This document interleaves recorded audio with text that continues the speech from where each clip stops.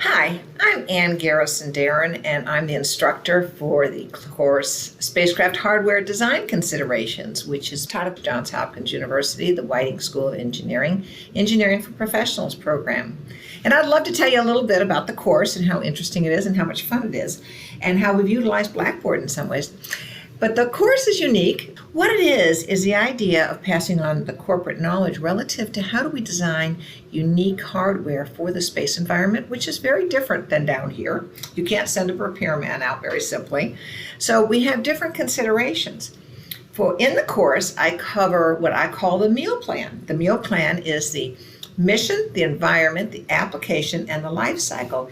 How you design your spacecraft hardware, whether it's mechanisms, electrical systems, instruments, whatever you're going to be doing, is a lot to do with what your mission is and where your environment is specifically and what kind of hazards we're looking at, how to reduce the risk to make yourself successful.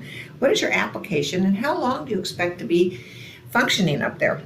So we use this thing called the meal plan, MEAL. How fun is that? And then we go through the different modules and we come up with different ways of teaching and engaging the students as we go along. So I was going to tell you about some of the things that we do.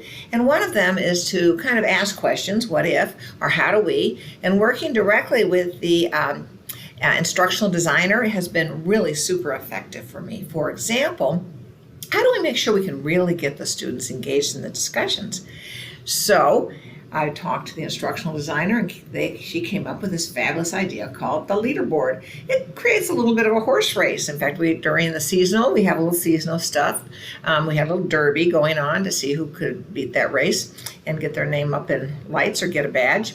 So to keep it really fresh and good, we also look at how do we improve it each time. And again, I turned to the instructional designer.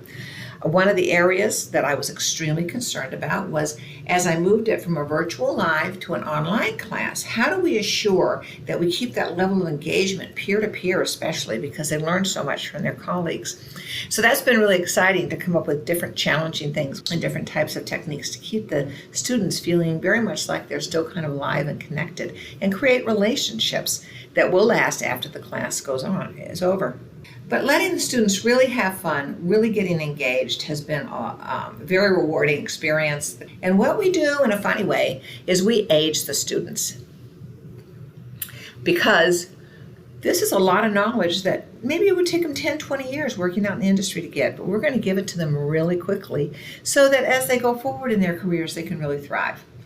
I want to thank you for your attention. This has been great, and come take the class.